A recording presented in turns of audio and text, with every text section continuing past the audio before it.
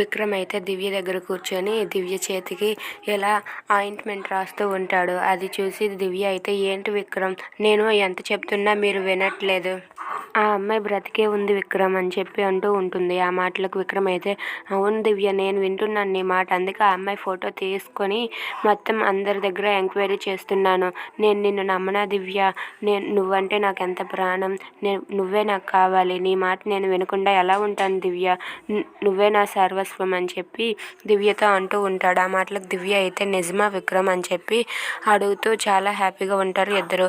ఇంతలో తులసి అలాగే నందు వాళ్ళిద్దరూ అయితే ఆ అమ్మాయిని ఎతకడం కోసం అని చెప్పి వెళ్తూ ఉంటే, పరంధామ అయితే ఆగండి రా, ఎక్కడికి వెళ్తున్నారని చెప్పి ఆపేస్తాడు.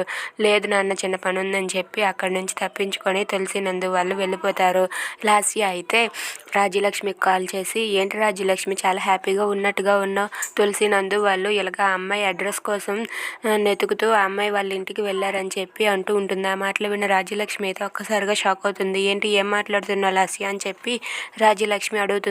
అవును రాజ్యలక్ష్మి, ఆ అమ్మాయి వాళ్ళ ఇంటికి వెళ్ళారు, మొత్తం ఆధారాలతో సహా వాళ్ళు ఇప్పుడు తిరిగి ఇంటికి వస్తారని చెప్పి లాస్య అంటూ ఉంటుంది. ఆ మాట రాజ్యలక్ష్మి అయితే షాక్ అవుతుంది. ఇక తులసి వాళ్ళైతే ఆ అమ్మాయి వాళ్ళ ఇంటికి వెళ్ళి ఎంక్వైరీ చేస్తూ ఉంటారు. If you like this video, please like, share and subscribe. Thanks for watching.